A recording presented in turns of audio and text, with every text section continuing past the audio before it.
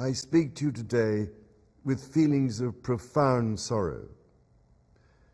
Throughout her life, Her Majesty the Queen, my beloved mother, was an inspiration, an example to me and to all my family. And we owe her the most heartfelt debt any family could owe to their mother, for her love, affection, guidance, understanding, and example. Queen Elizabeth was a life well lived, a promise with destiny kept, and she is mourned most deeply in her passing. That promise of lifelong service I renew to you all today.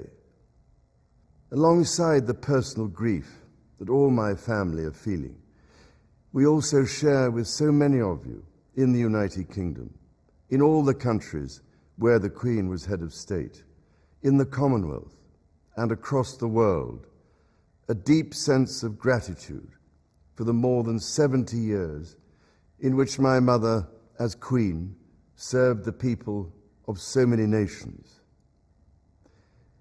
In 1947, on her 21st birthday, she pledged in a broadcast from Cape Town to the Commonwealth to devote her life, whether it be short or long, to the service of her peoples. That was more than a promise. It was a profound personal commitment which defined her whole life. She made sacrifices for duty. Her dedication and devotion as sovereign never wavered through times of change and progress, through times of joy and celebration, and through times of sadness and loss.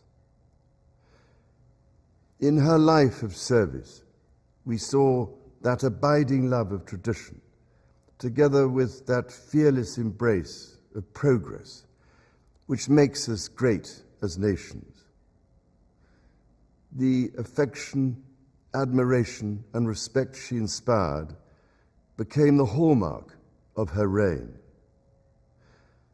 And as every member of my family can testify, she combined these qualities with warmth, humor, and an unerring ability always to see the best in people. I pay tribute to my mother's memory, and I honor her life of service. I know that her death brings great sadness to so many of you, and I share that sense of loss beyond measure with you all. When the Queen came to the throne, Britain and the world were still coping with the privations and aftermath of the Second World War, and still living by the conventions of earlier times. In the course of the last 70 years, we have seen our society become one of many cultures and many faiths. The institutions of the state have changed in turn. But through all changes and challenges, our nation and the wider family of realms, of whose talents, traditions, and achievements I am so inexpressibly proud, have prospered and flourished. Our values have remained and must remain constant. The role and the duties of monarchy also remain, as does the sovereign's particular relationship and responsibility towards the Church of England, the church in which my own faith is so deeply rooted. In that faith and the values it inspires, I have been brought up to cherish a sense of duty to others and to hold in the greatest respect the precious traditions, freedoms, and responsibilities of our unique history and our system of parliamentary government. As the Queen herself did with such unswerving devotion, I too now solemnly pledge myself throughout the remaining time God grants me, to uphold the constitutional principles at the heart of our nation. And wherever you may live in the United Kingdom, or in the realms and territories across the world, and whatever may be your background or beliefs, I shall endeavor to serve you with loyalty, respect, and love, as I have throughout my life. My life will, of course, change as I take up my new responsibilities.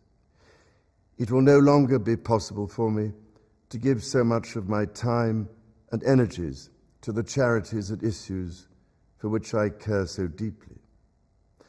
But I know this important work will go on in the trusted hands of others. This is also a time of change for my family. I count on the loving help of my darling wife, Camilla. In recognition of her own loyal public service since our marriage 17 years ago, she becomes my Queen Consort. I know she will bring to the demands of her new role the steadfast devotion to duty on which I have come to rely so much. As my heir, William now assumes the Scottish titles which have meant so much to me. He succeeds me as Duke of Cornwall and takes on the responsibilities for the Duchy of Cornwall, which I have undertaken for more than 5 decades. Today, I am proud to create him Prince of Wales, Tywysog Cymru, the country whose title I've been so greatly privileged to bear during so much of my life and duty. With Catherine beside him, our new Prince and Princess of Wales will, I know, continue to inspire and lead our national conversations, helping to bring the marginal to the centre ground, where vital help can be given. I want also to express my love for Harry and Meghan as they continue to build their lives overseas. In a little over a week's time, we will come together as a nation, as a Commonwealth, and indeed a global community, to lay my beloved mother to rest. In our sorrow, let us remember and draw strength from the light of her example. On behalf of all my family, I can only offer the most sincere and heartfelt thanks for your condolences and support. They mean more to me than I can ever possibly express. And to my darling Mama, as you begin your last great journey to join my dear late Papa, I want simply to say this: thank you. Thank you for your love and devotion to our family and to the family of nations you have served so diligently all these years. May flights of angels sing thee to thy rest.